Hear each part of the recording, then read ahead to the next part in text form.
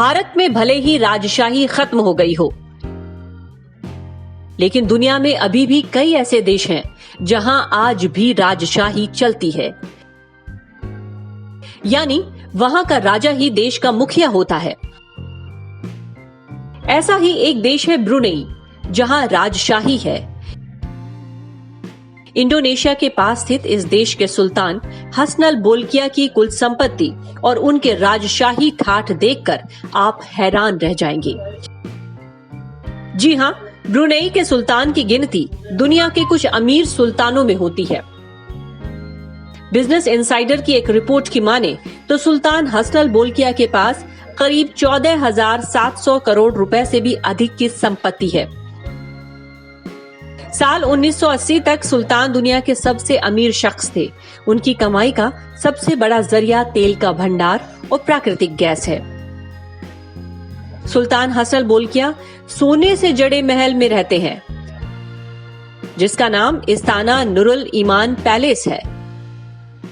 करीब 20 लाख वर्ग फीट के बड़े इलाके में फैला उनका ये महल साल 1984 में बना था। रिपोर्ट के मुताबिक सुल्तान के इस महल को दुनिया का सबसे बड़ा महल माना जाता है। आज की तारीख में इस्ताना नरुल ईमान पैलेस की कीमत 2,500 करोड़ रुपए से ज्यादा है। इस महल का गुंबद 22 कैरेट सोने से जड़ा है। इस महल में 1700 से ज्यादा कमरे हैं। इसमें 257 तो सिर्फ बाथरूम ही हैं।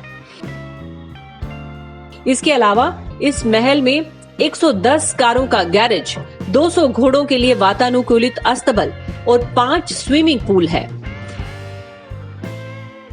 आपको जानकर हैरानी होगी कि सुल्तान हसनल बोल्किया के पास करीब 7,000 लग्जरी कारों का कलेक्शन है, जिसकी कीमत करीब 341 अरब रुपए आंकी जाती है। सुल्तान की कारों के काफिले में करीब 600 रोल्स रॉयस और करीब 300 फेरारी के अलावा और भी कई महंगी गाड़ियां हैं। इतना ही नहीं, सुल्तान हसनल बोल्किया के पास कई प्राइवेट जेट भी हैं, जिसमें बोइंग 767-200 और एयरबस A340-200 भी शामिल है। Bondrich.com के मुताबिक सुल्तान का बोइंग 747-400 किसी महल से जरा भी कम नहीं है। सोने से जड़े उनके इस जेट में लिविंग रूम से लेकर कई बेडरूम और तमाम सुविधाएं मौजूद हैं। आपको बता दें कि सुल्तान हसनल बोल्किया 50 साल से ज्यादा शासन करने के बाद भी ब्रुनेई में बेहद लोकप्रिय हैं। उनकी सत्ता की गोल्डन जुबली के जश्न में 60,000 से ज्यादा लोग शामिल हुए थे। हसनल ने जब साल 1967 में गद्दी संभाली थी, उस वक्त वो महज 21 साल के थे। वो शाही परिवार के 29वें वारिस हैं। 4 लाख की आबादी वाले ब्रुनेई में सुल्तान का परिवार 600 साल से राज कर रहा है। Bureau report.